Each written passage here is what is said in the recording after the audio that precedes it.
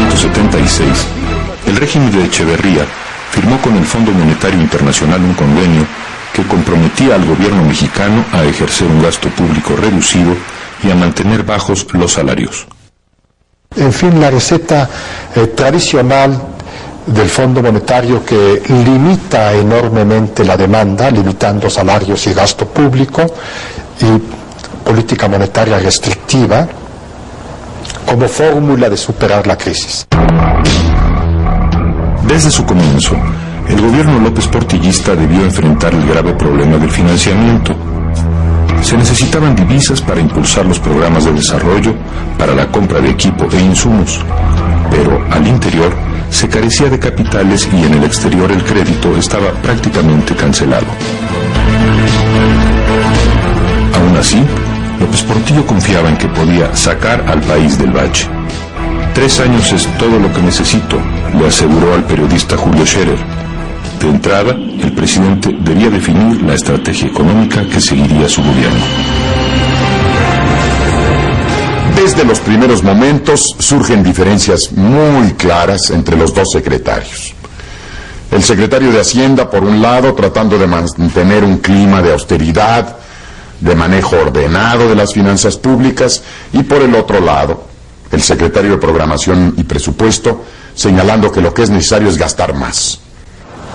El presidente López Portillo tomó la decisión de irse por la propuesta de la Secretaría de Hacienda, el de jugar más en tono a lo que proponía el Fondo Monetario Internacional.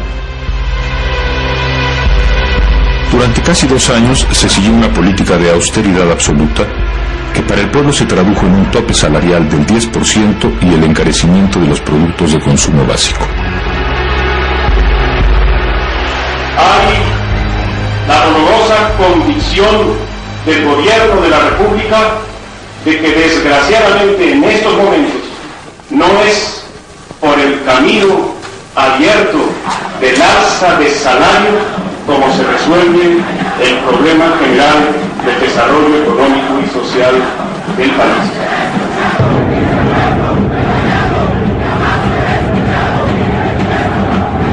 López Portillo comprendió la urgencia de una reforma política que desahogara la enorme presión social agudizada por la crisis.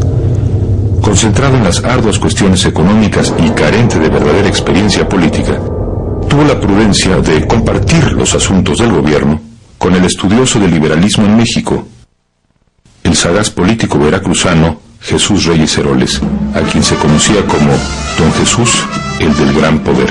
Naturalmente que era un político que por su cultura, por otras cosas, pues se distinguía del grueso de los políticos mexicanos. Entonces habría una posibilidad para ese diálogo y lo emprendimos con él. Naturalmente que él no dejó de ser siempre la parte oficial, pero sin embargo era un operador político del sistema muy especial. Claro que ojalá hubiera más como este. En abril de 1977, Reyes Heroles emprende lo que sería el máximo logro del régimen López Portillista, la reforma política. Después de numerosos foros de consulta efectuados en todo el país, en los que participaron dirigentes políticos e intelectuales, en diciembre de 1977, el Congreso de la Unión aprobó la Ley de Organizaciones Políticas y Procesos Electorales, la LOPE. Era un paquete de medidas. Un paquete de medidas que implicaban una reforma de Estado. Por eso todavía algunos analistas políticos hablan de esa como la gran reforma, ¿no? Porque de alguna manera fue la primera vez en donde se giró la llave para abrir el Estado. La ley otorgaba registro oficial al Partido Comunista y a otras organizaciones de izquierda. Un año después, López Portillo promulgaría una ley de amnistía que dio libertad a quienes habían militado en grupos guerrilleros. El gobierno brindaba así reconocimiento definitivo a la izquierda como fuerza política. En contraparte, la izquierda debía renunciar a su vía tradicional, la vía violenta.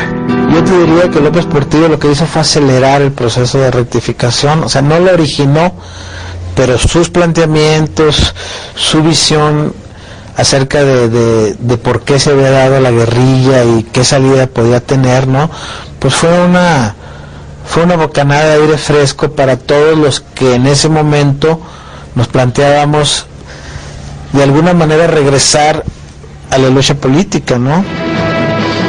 Asimismo, la LOPE introdujo el principio de representación proporcional, que dio a los partidos pequeños la oportunidad de obtener diputaciones en función de la cantidad total de votos que sumaran. Como resultado de estos cambios, en las elecciones legislativas de 1979 llegaron los primeros diputados comunistas al Congreso. La reforma política quedó a todas luces incompleta. El gobierno y el PRI conservaron el control total sobre los órganos electorales. Aún así, la conducción del país parecía estar en buenas manos. Un presidente sensato al frente de la economía y, junto a él, un sabio letrado a cargo de la política. Después de la guerra del Yom Kippur, en octubre de 1973, se produjo una crisis energética mundial que los países árabes, miembros de la Organización de Países Exportadores de Petróleo, la OPEP, aprovecharon para aumentar los precios del barril de crudo. A cantidades exorbitantes, de $2 el barril pasa a 10, 12, 14, $16 el barril, se multiplica por muchos enteros el precio del barril de crudo.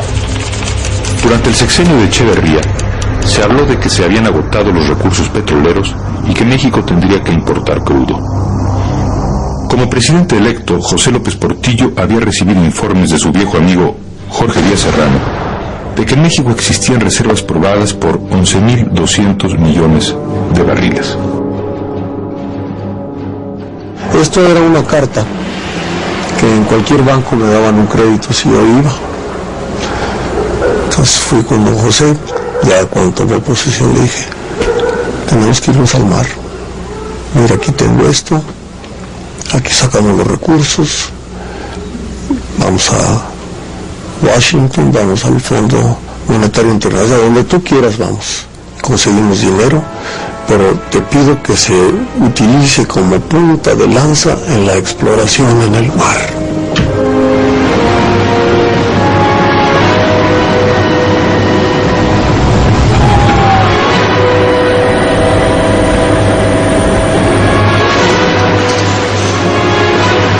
El primer pozo tuvo 30.000 barriles diarios. Y de ahí en adelante creció esto de forma extraordinaria. En 1977, las reservas aumentaron a 16.800 millones de barriles, a 29.000 millones de barriles en 1978 y a 40.200 en 1979. El presidente anunciaría personalmente que las reservas petroleras potenciales ascendían a 200.000 millones de barriles, cifra que colocaba a México al nivel de los grandes productores del Golfo Pérsico como Arabia Saudita, que ganaban dinero a raudales. El país parecía hallarse frente a su gran oportunidad. México se descubre dueño de una inmensa riqueza petrolera, de hecho, una de las más importantes riquezas del mundo en la materia. ¿Qué hacer en tal circunstancia? Hay quienes aconsejan no vender. Opinan que debemos guardar nuestro petróleo para mañana, posponer su negociación, conservar esta riqueza para un futuro. Hay quienes opinan, por otra parte, que el negocio debe realizarse ahora, que debe ser ahora mismo, no mañana, cuando debemos transformar nuestro petróleo en la moneda que nos permita vivir sin deudas por primera vez en nuestra historia moderna.